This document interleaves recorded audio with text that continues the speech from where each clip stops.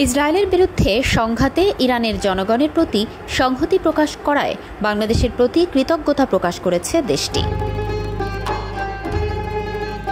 বৃহস্পতিবার ঢাকাস্থ ইরানি দূতাবাস এক বিবৃতিতে বলেছে, ইরানি জাতির সঙ্গে সংহতি প্রকাশ করে বাংলাদেশের সর্বস্তরের জনগণ, শিক্ষাবিদ, রাজনৈতিক ও সামাজিক কর্মীরা শান্তিপূর্ণ সমাবেশ, বক্তব্য ও বিবৃতির মাধ্যমে যে প্রতিক্রিয়া জানিয়েছেন তা মানবিক সচেতনতা ও ন্যায় বিচার, স্বাধীনতা এবং জাতীয় মর্যাদার প্রতি গভীর প্রতিশ্রুতির প্রতিফলন।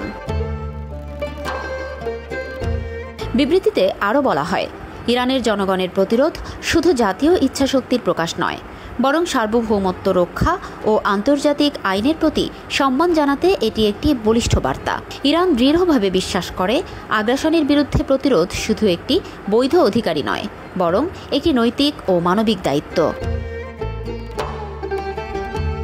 সহিংসতা, আগ্রাসন ও সম্প্রসারণবাদী নীতির মোকাবিলায় জাতিসমূহের পারস্পরিক সংহতি অত্যন্ত গুরুত্বপূর্ণ উল্লেখ করে বিবৃতিতে আরও বলা হয়েছে, এই মূল্যবান সমর্থন ও সংহতি প্রকাশের জন্য আমরা বন্ধুপ্রতিম ও ভ্রাতৃপ্রতিম বাংলাদেশের জনগণের প্রতি আন্তরিক কৃতজ্ঞতা প্রকাশ করছি।